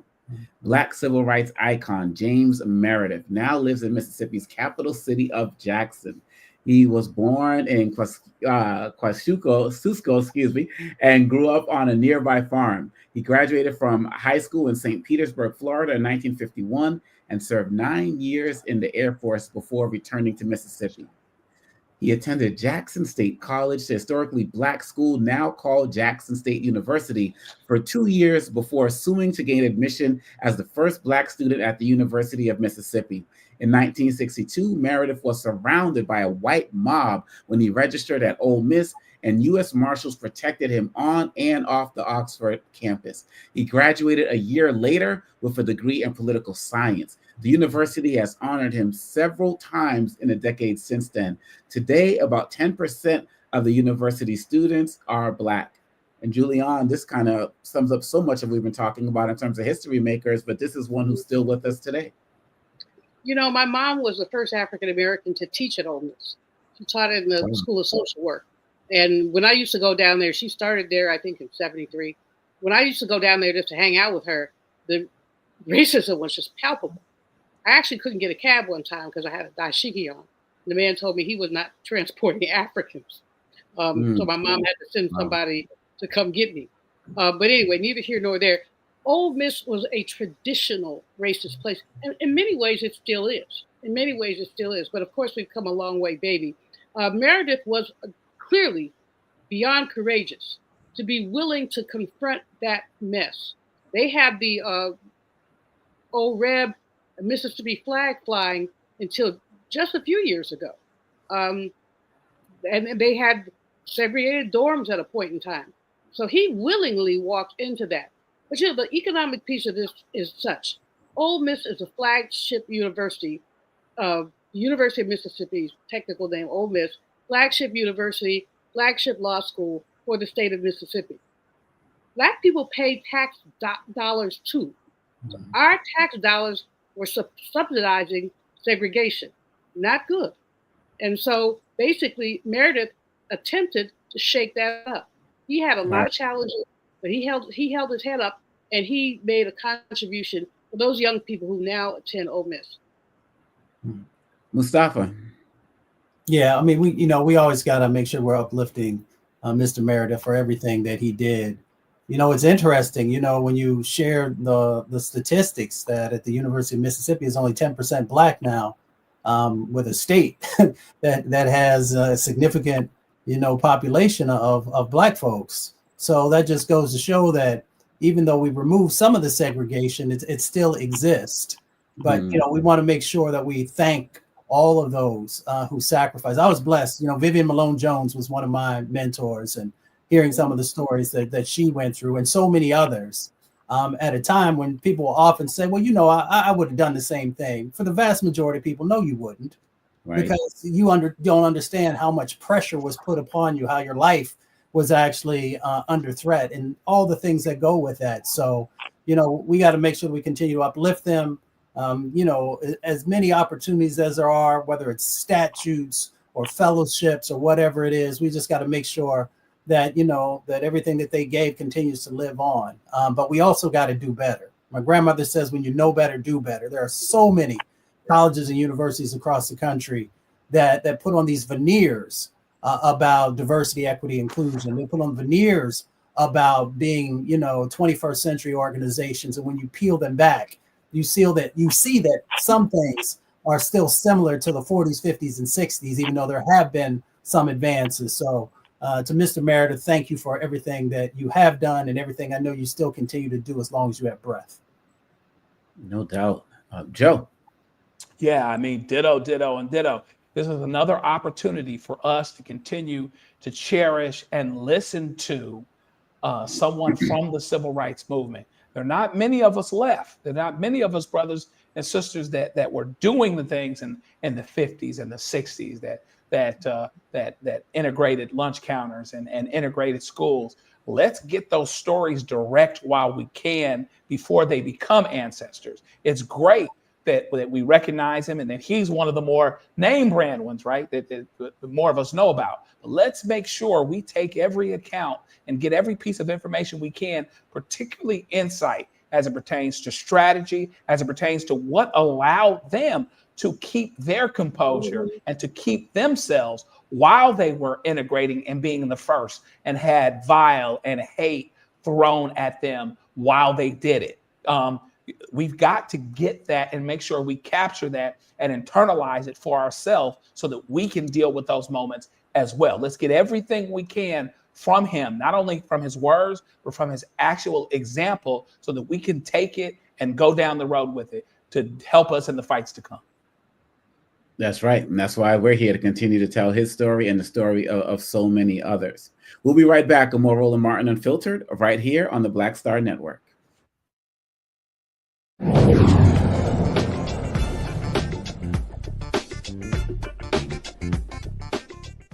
Hi, I'm Isaac Gaetz III, founder and CEO of Fanbase.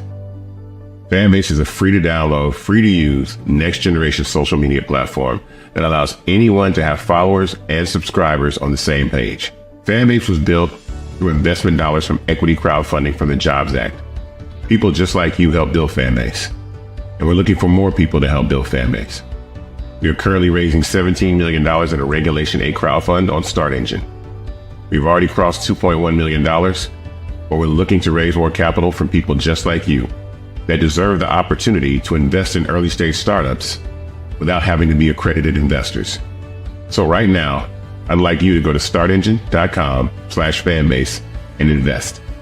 The minimum to invest is $399. That gets you 60 shares of stock in Fanbase right now, today. And then use Fanbase to connect with friends, grow your audience, and be you without limits.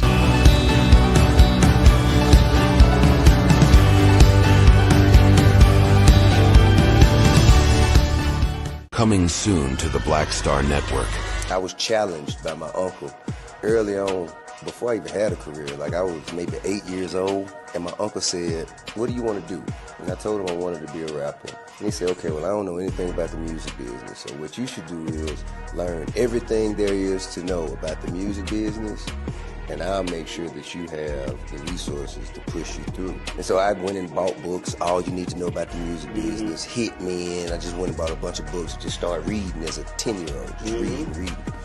And so I learned, all things licensing, mechanical rights. I learned about publishing, learned about how composition is broke up into two pieces, the writer's portion and the producer's portion. But by the time I actually learned, I came back and I was ready to okay, I got it. He would go into prison. So I had all this information. All this knowledge. All this knowledge. You like, well, what I'm going to do with it now?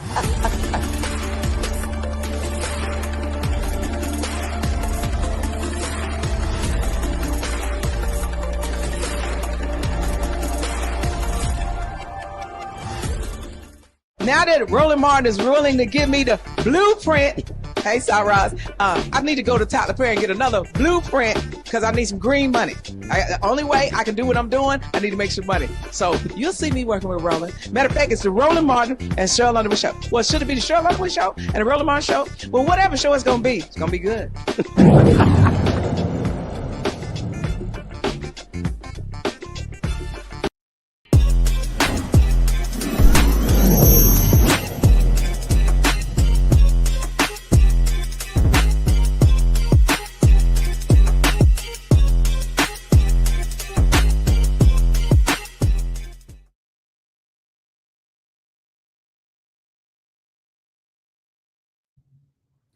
And we are back, and we have with us Isaac Hayes III, the founder of Fanbase, who's going to give us a little bit of an update about what's going on at Fanbase as we approach the end of this year. I am somebody who's very proud to be an investor in Fanbase as well.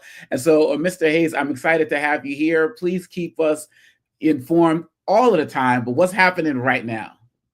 Man, we are in a push right now, right before the holidays, to get a lot of people to give the gift of equity as a gift, right, for Fanbase. So we've had this crowdfund going, and it's picked up a lot of steam because of the instability with TikTok, the craziness with Elon, and the understanding that moving into 2025, we're going to have to be our own saviors and really build infrastructures that we own. So right now, the raise just crossed $4.2 million raised, which is an incredible, mark for us.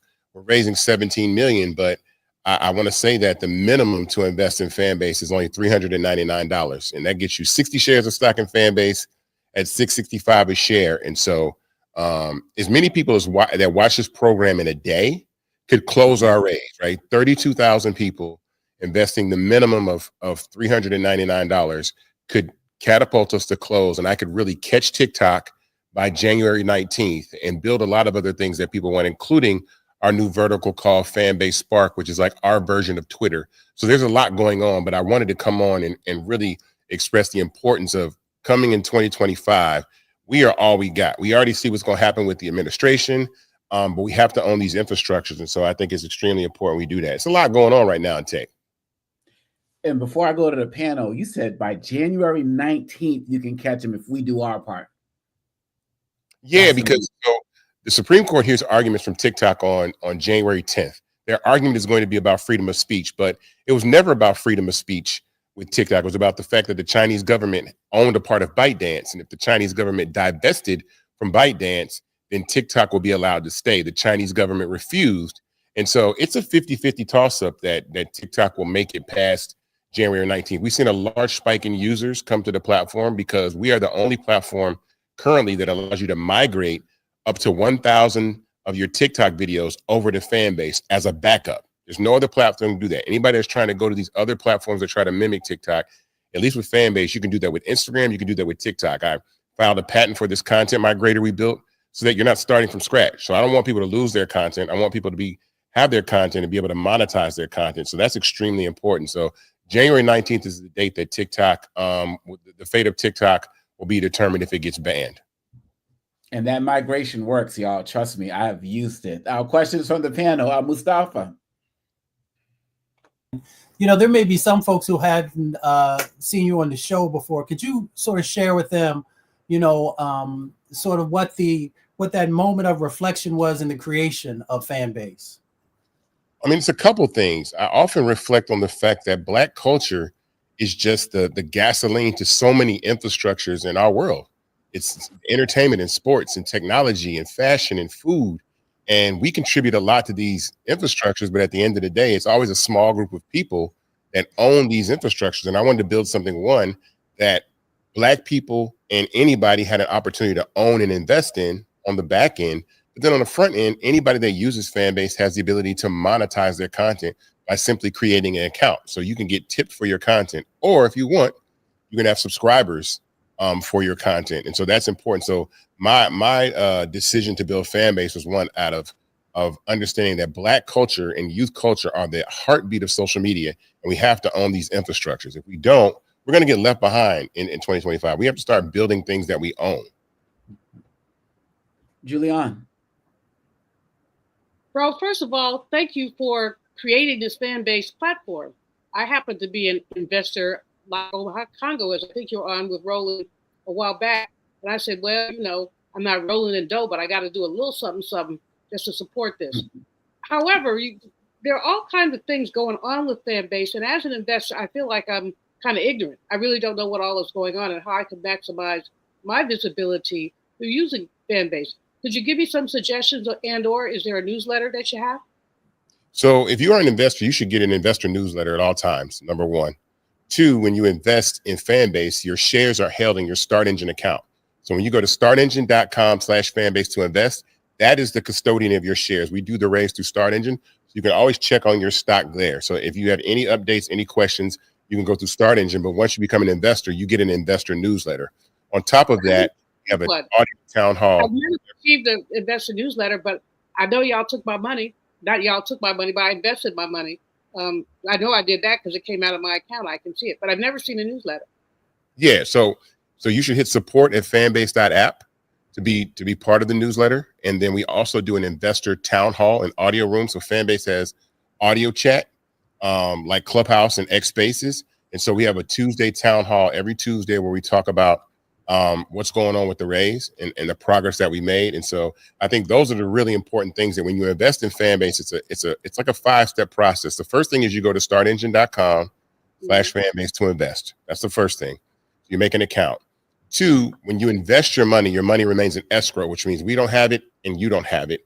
And then they do a compliance check. Once that happens, you'll get an email, confirmation email to confirm your investment. And then your investment's confirmed. Then your money goes into a disbursement queue for us to put in our account.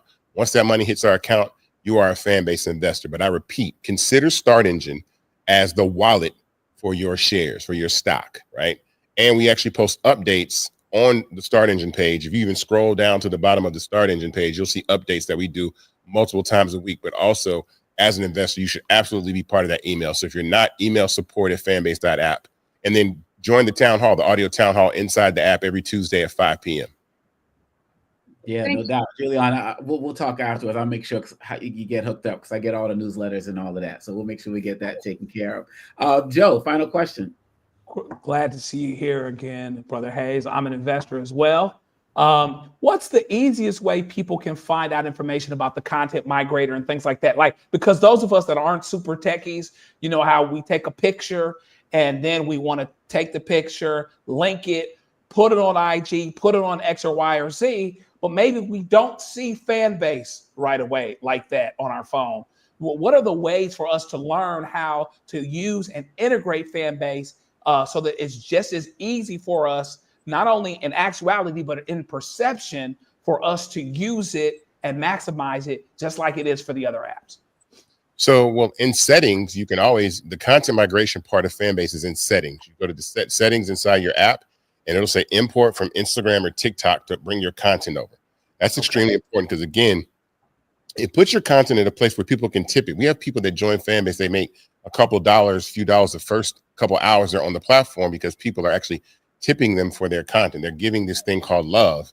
So on Fanbase, you can like posts for free, like you on any platform, but you can also tip content, which is called love. And so when you tip that content, you give that person half a penny, and people buy that love in our subscription store. And that love, the only thing you can do with love is give it to someone else. And people are very, very transactional on the platform. And so people are, tipping and showing people love and being very transactional. So that's one way, like I said, to import your content. The best practices I would say is importing your content, make sure that you have a profile picture up, and then start going around and really explore the parts of the app. Fanbase has 6 content formats, right? So we have posts, which are stories and videos. We have live, we have audio chat, we have stories, we have short form video, which is like TikTok, we call Flicks, and we have long form video called Fanbase Plus, which is like YouTube. And so all of those together create the ecosystem of Fanbase, which anybody can monetize from day one, but you can also be entertained, connect with friends, create content, post content. And I think that we have no tech infrastructure that we own. These platforms are very vulnerable, and they really don't exist without a lot of the things that the Black community provide and young people provide. And we've seen how we get treated on these platforms. One, just the way that we get treated.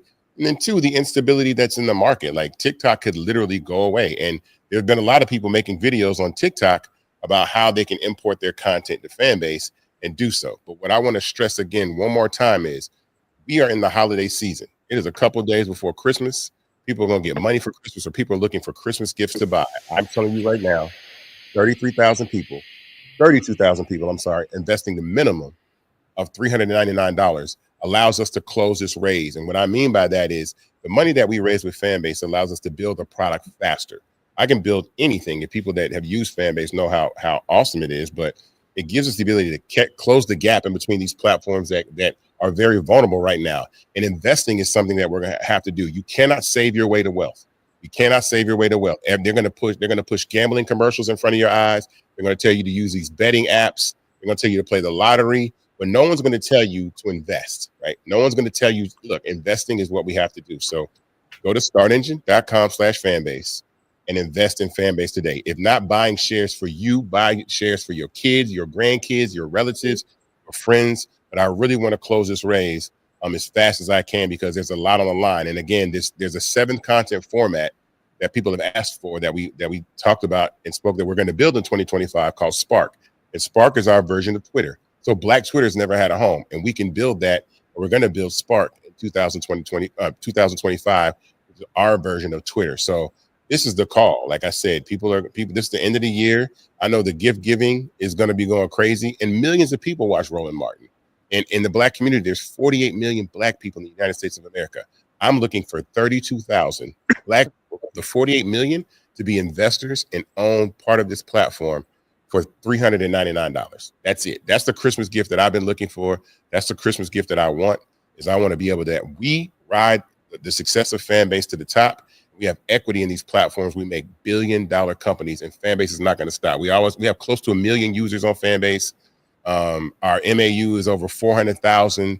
We're generating revenue. It's a lot involved. And so I just want to make sure that 2025 is a signature moment for the platform where we scale. Yeah, so we're talking about Christmas. Let's also talk about Kwanzaa. We got Ujamaa, which is cooperative economics, you all. You got an opportunity to have ownership in a Black company. What better holiday gift can there be? So please, you all, get out there, support Isaac Hayes III, support Fanbase. We need this now more than ever, especially with what's going on with all of these other platforms that he has so eloquently talked about tonight. So Mr. Isaac Hayes III, we appreciate you, and we're going to keep building this together. Happy holidays to you and your family. Happy holidays to you. Thank you. There is no more DEI. It's WEEI. We have to support each other and invest. So startengine.com/Fanbase. Thank you all. I love that. WEEI. Thank you so much. Thank you so much. And that's going to do it for Roland Martin Unfiltered. I want to thank Joe and Julian and Mustafa, the panels tonight, for joining us. And please, y'all, always follow us on the Black Star Network. Catch us for another show. We are here for y'all. We are here for the people. I will see you next time. Holla. Peace. Folks, Black Star Network is here.